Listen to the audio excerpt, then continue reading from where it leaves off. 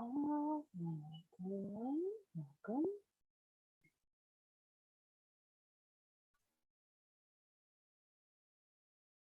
Yeah, I think we're ready. What are we getting into today? Emotion regulation.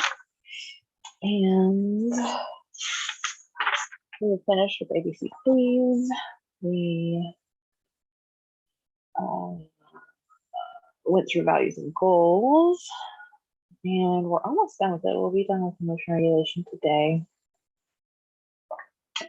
And then we'll get into interpersonal effectiveness. And then we will have gone through the whole book, which is kind of shocking. Let's see. So today I want to get into, they've got some decent-ish troubleshooting pages. So we're on page 263 if you're following along. Okay, so not sure why they necessarily put mindfulness of emotions in here instead of in mindfulness. It is, I mean, I guess it is beneficial in the emotion part, emotion regulation module, to really remind yourself how to pay attention to what you're feeling. And know that a lot of times you're feeling something without realizing that you're feeling it. And a lot of times you're feeling something without knowing what the feeling is. And so page 264 is talking about how to be mindful of your emotions. So the number one thing is to just notice your body. So when we were going through each of the emotions specifically, you know, sadness is usually like in your throat, in your chest. Anger is this tightening and this forward momentum. And so if you have this tight forward momentum, it's probably going to clue you into this is what anger feels like. Anxiety and fear and anger are very active emotions, whereas sadness is a very heavy, low intensity, low energy kind of pressure. And it's really hard to put words on this stuff, like trying to describe what the color purple is to somebody that's blind, you know, like words don't go well on these experiences. But there's a whole idea of name it to tame it. And they've done studies with people in MRIs. If you say what the emotion is, the emotion settles, it calms, it quiets, and then it becomes manageable. So I cannot overstate how important it is to put a word on the emotion. And we talked about this when we went through each of the emotions. Know the vocabulary words for emotions.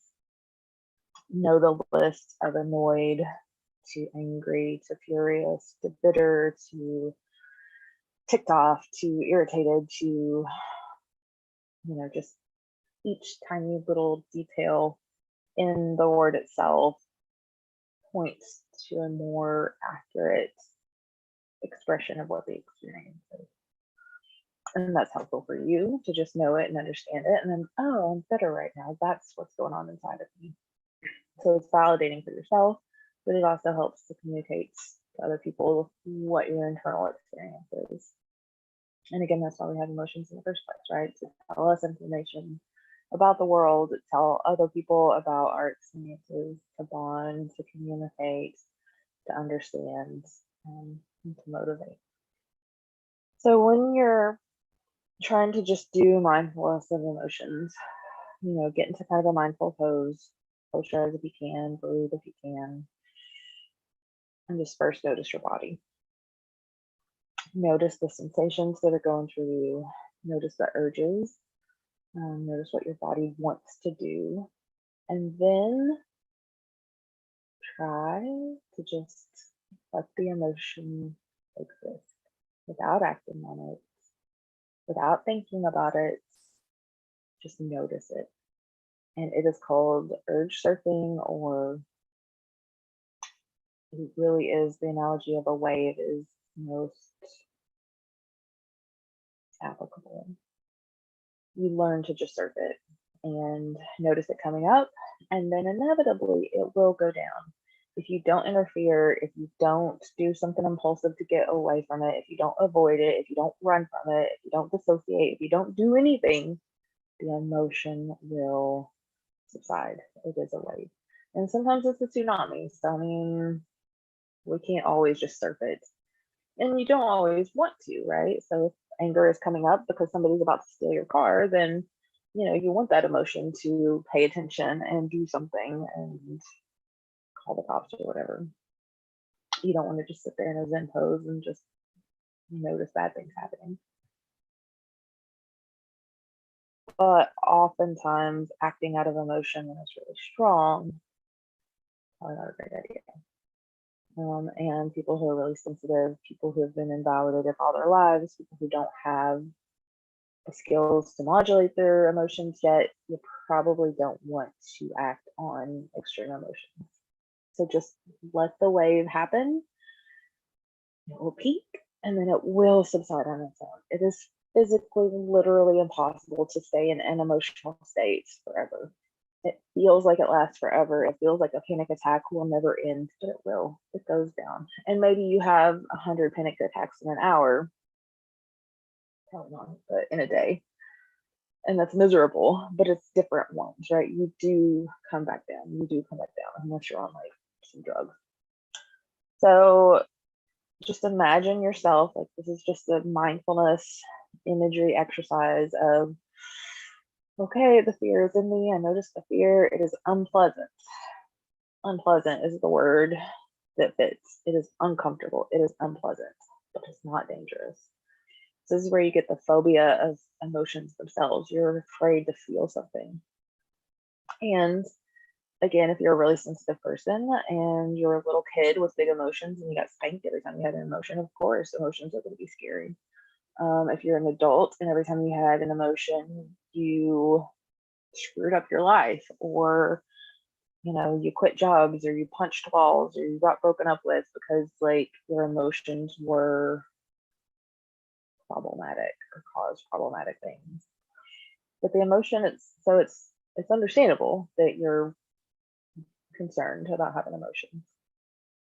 The emotion itself will not make you explode. It will not kill you. It will not last forever. It's your behavior that becomes problematic. It's the yelling or the screaming or the, breaking up or making up or doing the drugs or whatever it is that you have done because the emotion wanted you to do it, or to try to get rid of the emotion that has messed up your life and that is so dangerous. And so if you can just bring yourself to allow an emotion to exist and just sit and feel it and watch it, that's a whole new level of health. It's so important. It's crucial. You got to feel your feelings, because every time you artificially stop a feeling, you run away from the, clown.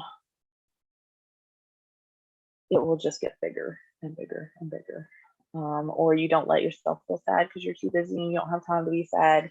It will get bigger and bigger and bigger and come out in different ways and screw things up in like a stealthy kind of way. So we're not trying to block or suppress emotions. We're not trying to get rid of or push emotions away, but we're also not trying to keep emotions. So this is a whole other problem that can come up with emotion regulation. Emotions love themselves, and emotions feel great when you do the behavioral urge, right? And sometimes life is just boring and difficult, and you have like changed and suppressed and blocked emotions. So sometimes you just want to say screw it and let it roll. Like just allow the fear to just come in and you just want to kind of soak in it, or just allow the anger to exist and you just want to yell and scream. And so you do sometimes. And it feels so good. And that part can be addictive too, that you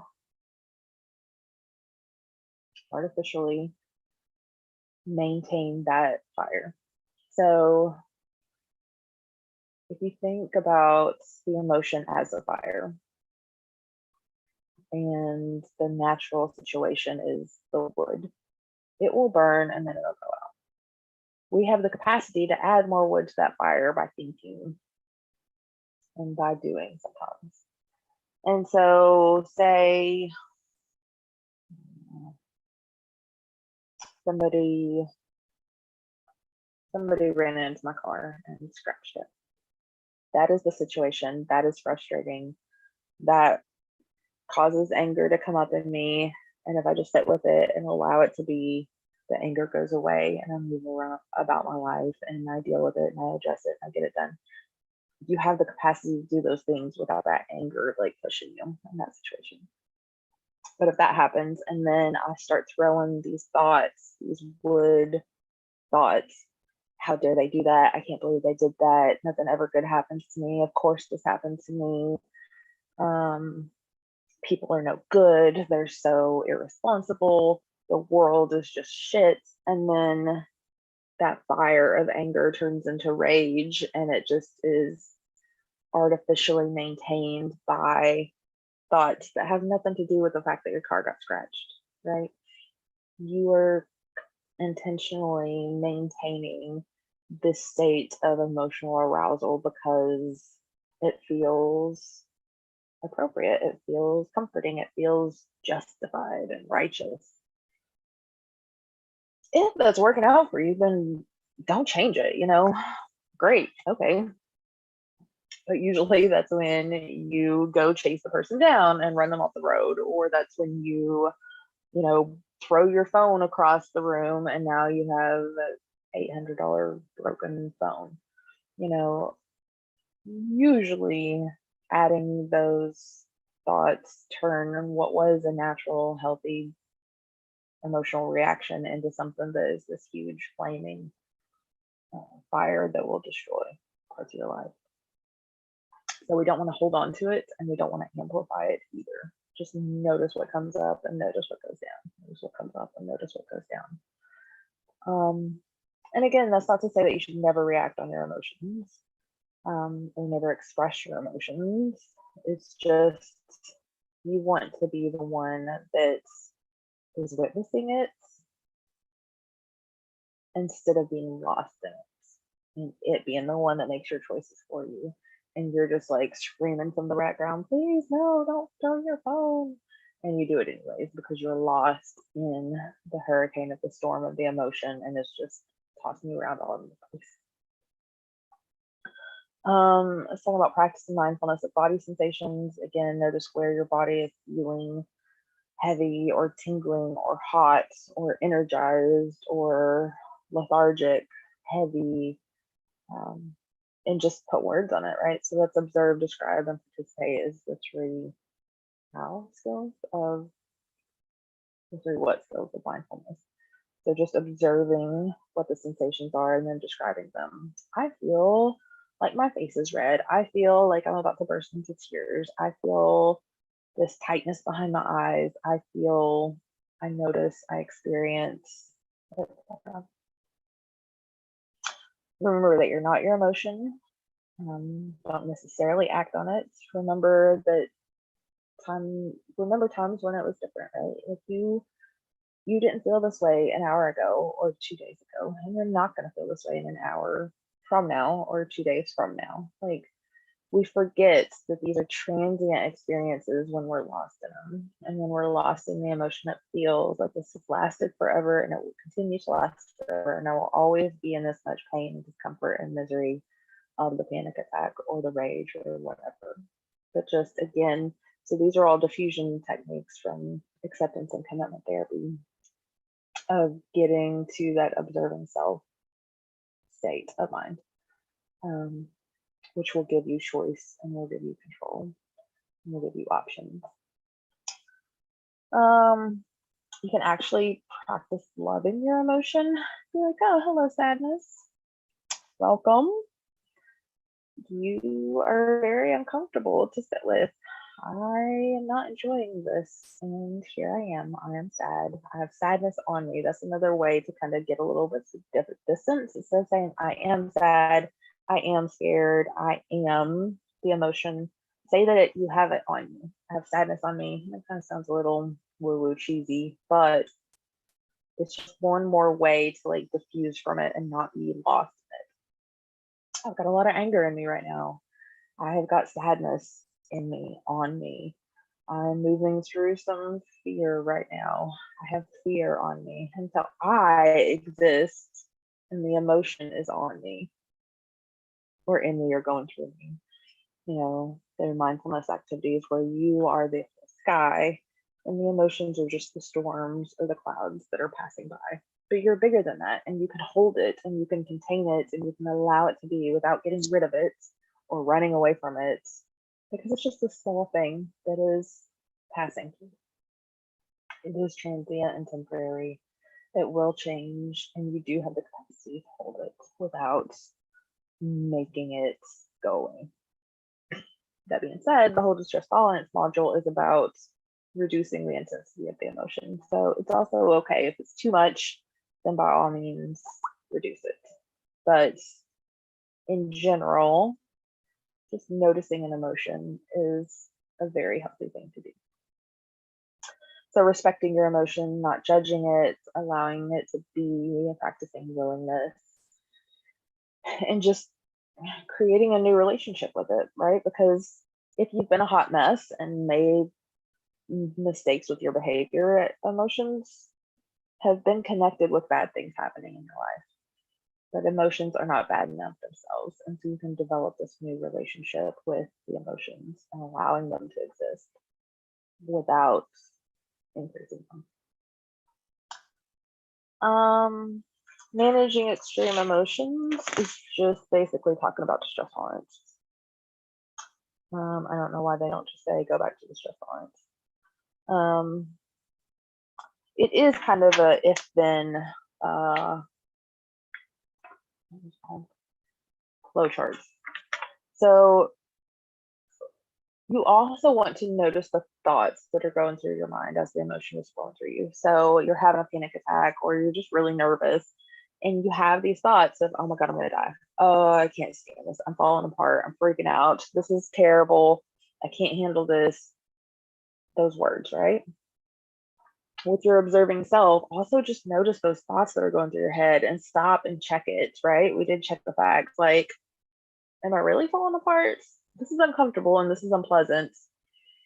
Am I okay? Have I gone all the way up the top of the mountain and I really am like just losing it and I cannot handle this? And I mean,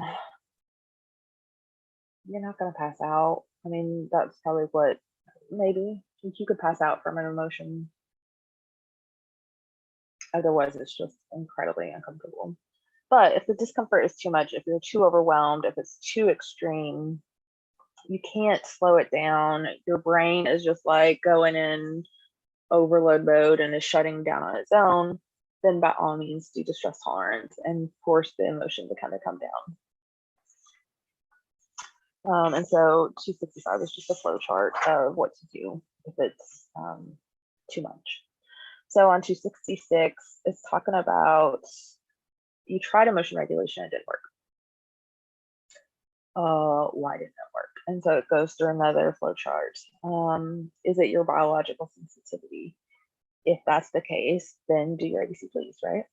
So maybe you're trying opposite action for fear and you're trying to approach you're trying to go give the speech and it's just too much.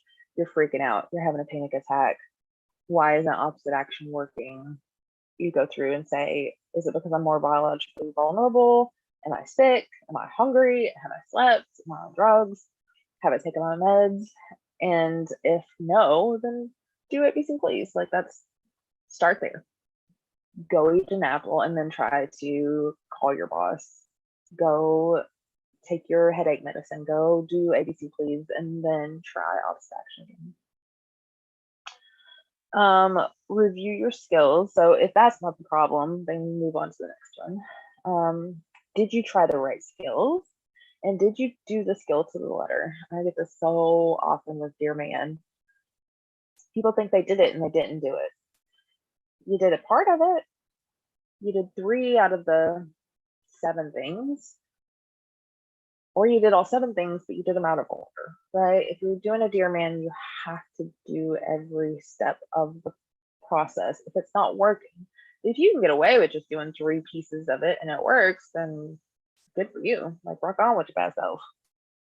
But if it didn't work, make sure that you actually did the description, the emotions, the expression, the asserting yourself, the reinforcers, the bad reinforcers, the good reinforcers. Like, you really have to go through, and this is all interpersonal effectiveness that we'll get into next time, but with any of the skills, like, really read it, look at it, follow it to the letter, and see if that's where it went wrong. If that was the problem, review it, do it to the letter, try different ones, get coaching, try it again. If those aren't the problems, then check to see if there's reinforcers. This is a real kind of hard pill to swallow.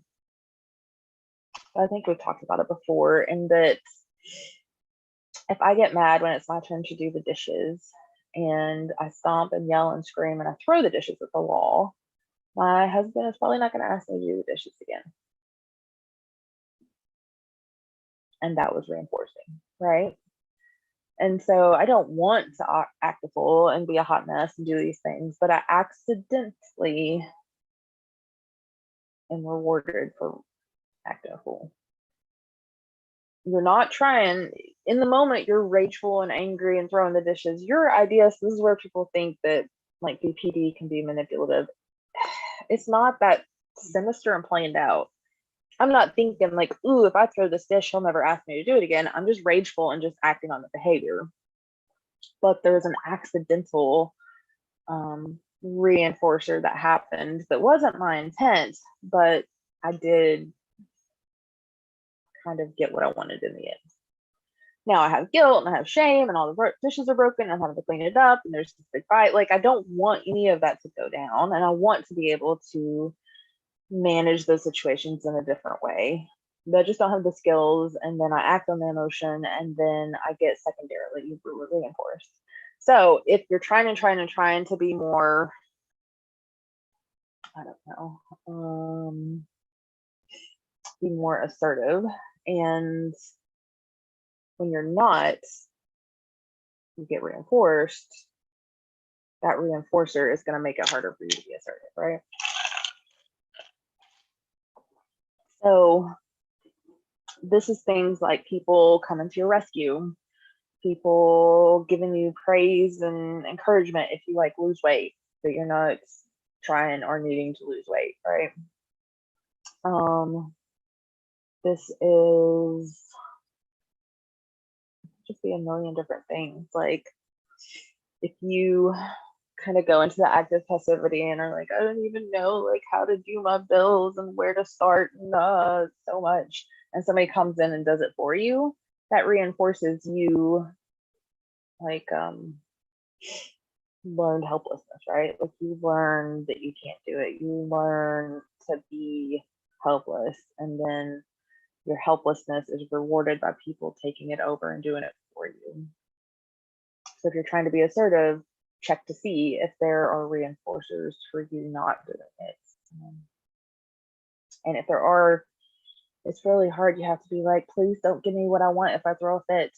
If I yell at you and I'm mean to you, please walk away and don't talk to me. You know, tell me that you love me and that you're not going forever, but just tell me that you will not allow me to speak to you like that, and that you're going to go away until I calm down. That is reinforcement. That is reinforcement of healthy behavior.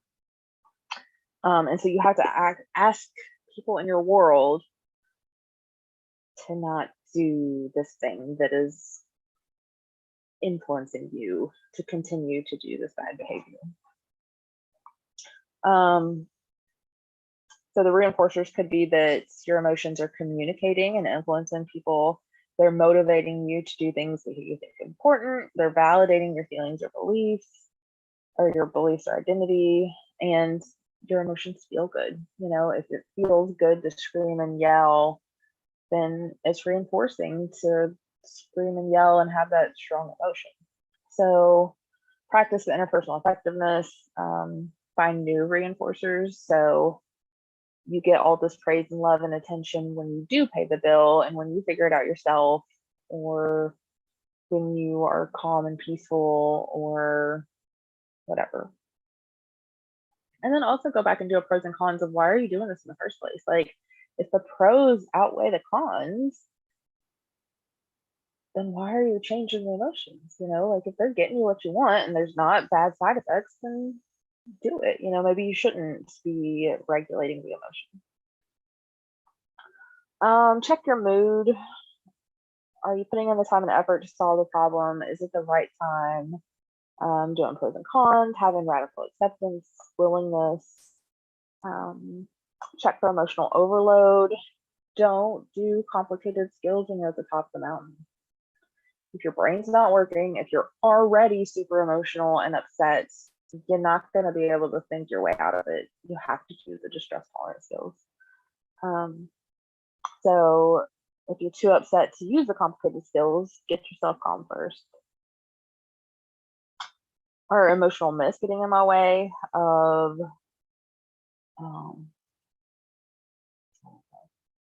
a lot of times people think like, if I feel it, I should let it exist. All feelings are, you know, should just be released, and I shouldn't have to control my feelings, and I shouldn't have to modulate them, and it's other people who are screwing me over, so they're the ones like all that yada yada yada. Not helpful. And if you think those things, then that's going to continue to keep you in this really strong emotional existence. Again, if that's pleasant, then that's fine, but just look at your beliefs about emotions. Or boys aren't supposed to have emotions, or I'm a wuss if I have an emotion, or I'm not supposed to be sad, or anger is okay and anger makes me look strong, or whatever the emotionalness are. Like, check that and see if that's not something that's getting in the way. Okay, so that is the troubleshooting part, 266 and 7. Man, I said that I was going to go over the model of emotions, but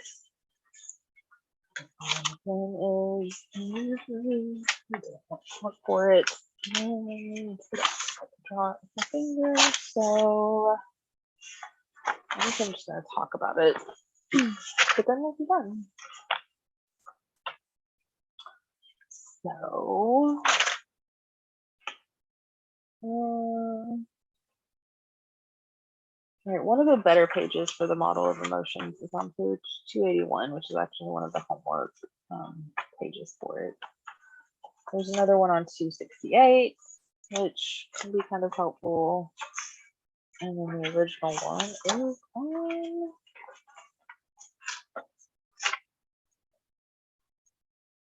213. So there's 3 different pages for this exercise. I don't know why.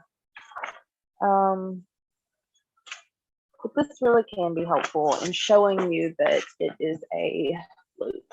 So I'm going to draw with my finger. I don't know where the pen is, but you really do need a visual to go with this. So.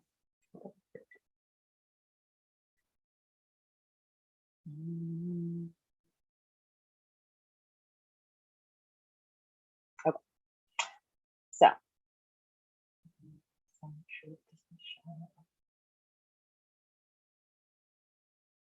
Okay.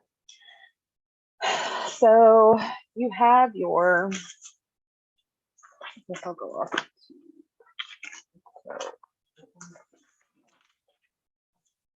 You can start anywhere.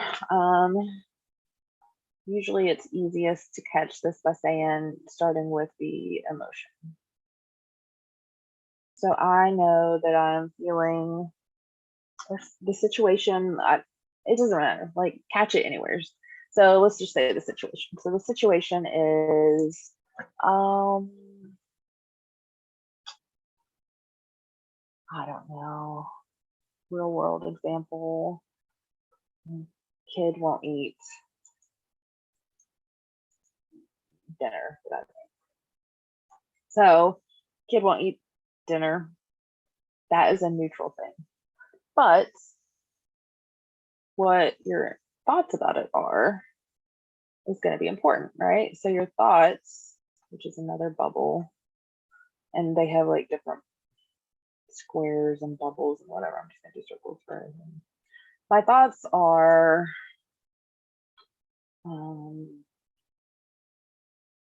this is a waste of food. Or I could think she's not going to be healthy. Or I'm screwing up because I don't know how to get her to eat her vegetables, right? And so, interestingly, depending on what your thoughts are, that is going to influence what your feelings are. So over here, we have this big box of breaking down the internal kind of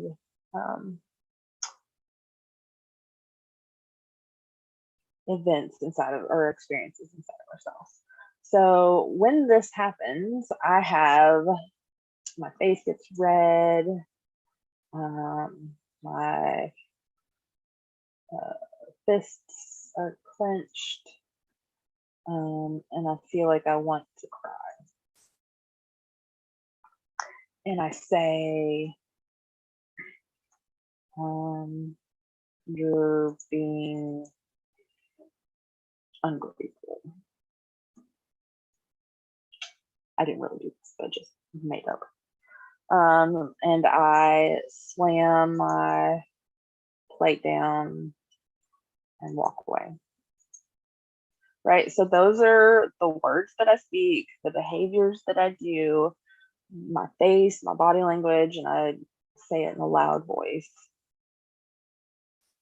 And so you want to do this for yourself, of like what happened last week when you got in an argument with your brother. You know, like these were the thoughts, this was the situation, this is what my body was doing, this is what my behaviors were doing, these are the urges that I had, and like really break it down into minutia of experience. And this is a very logical kind of flow chart to explain a very abstract, you know, dense emotional experience. So the situation is influencing the thoughts are influencing the behaviors and the sensations, and then you eventually get to the emotion. So notice, and so this emotion we're going to say is probably anger. But how angry is it? You know, I mean, that's pretty strong. You know, maybe that's like 60% anger.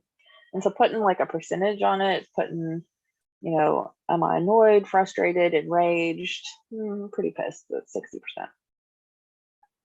And I intentionally picked,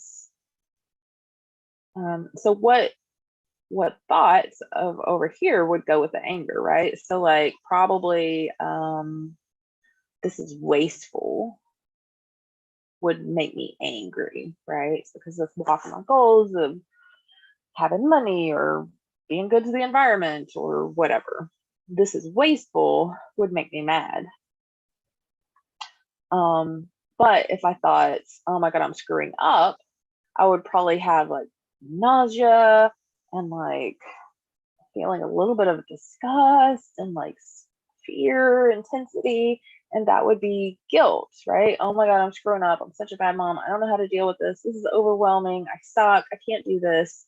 That's guilt and fear, right? So the thought of I'm screwing up would lead to a different body sensation and a different emotion.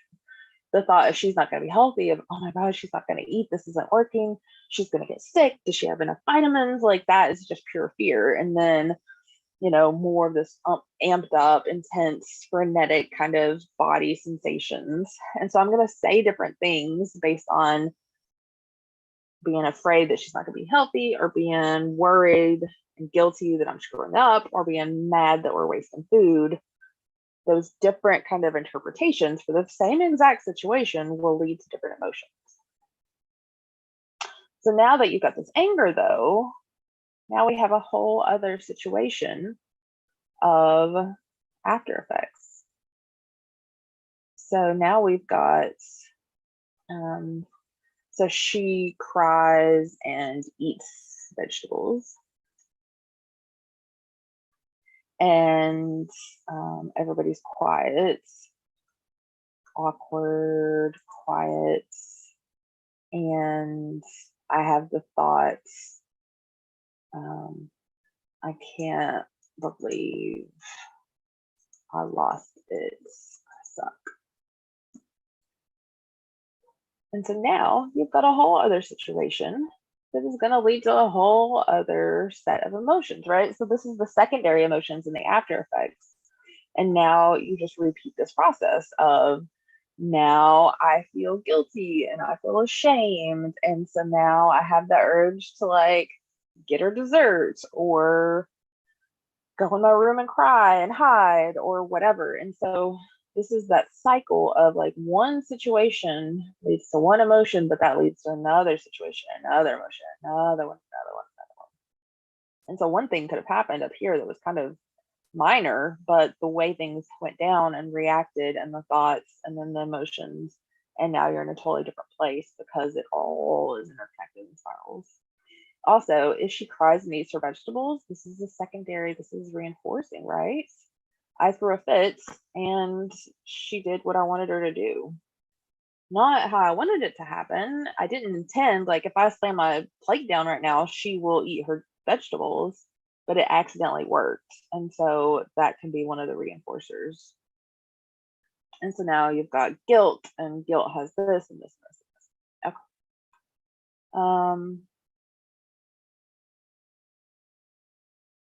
Okay.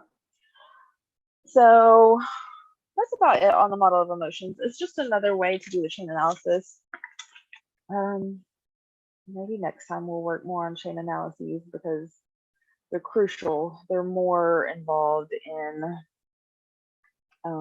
individual therapy, but if you're not getting individual therapy, you need to know how to do them just in general. And they are in your workbook. So that's 213, just kind of describing it. I don't know what numbers I told you for the other ones. On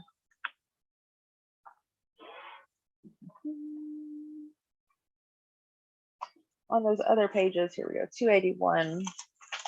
Oh, I forgot to talk about the vulnerability factors. The vulnerability factors go in above it and are, you know, I always had to have a clean plate when I was growing up, or I've got body image issues and eating disordered stuff of myself. And so, or I'm really hungry, or I grew up really poor and wasted food was, you know, not an option because we didn't have enough food. Those are the vulnerability factors that are going to make me more primed to have this emotional response. So that is important to note. So in here, you're going to write down your vulnerability factors. You're going to write down your thoughts. What was the event? And then what were the biological changes, the action urges, the expressions, the words, the behaviors, what was the emotion, the intensity, and then what were the after effects and the consequences to your emotions and probably your behaviors. And then the final thing on model of emotion is page 268, which talks about what skills you can use in each one of these spots. So vulnerability factors are always going to be ABC, please. Your vulnerability factors are going to be you're tired, you're hangry, you're sick, you're depressed and lonely, you don't have anything nice going on in your life. That's going to set you up for these strong emotional reactions. Checking the facts is a good one for your thoughts. Like, is it true that she's going to get sick and die because she doesn't eat a carrot? Is it true that I'm a bad mother because I don't know how to trick her into eating a carrot? Like really checking out, like, is that realistic and accurate, or is it a cognitive distortion that we talked about a couple times ago? Doing a lot of opposite action and distress tolerance for the physical kind of sensations and just urge surfing, describing the emotions to name it to tame it, distress tolerance skills, problem solving distractions to change the prompting event so that tomorrow when we inevitably have vegetables and she inevitably doesn't want to eat them, how am I going to deal with this ahead of time instead of in the moment? And so it's just kind of a answer sheet for how to alter each piece of that little puzzle. All right, y'all. Bernie says hello. My voice is going out, so we're going to go ahead and be done on that note. And we're done with emotion regulation anyway. So, all right. We will see you guys next time. We will do interpersonal effectiveness. It's kind of long, but since I don't have conversation here, it goes by pretty quickly. And so we should be able to get through it in about 6 sessions, maybe.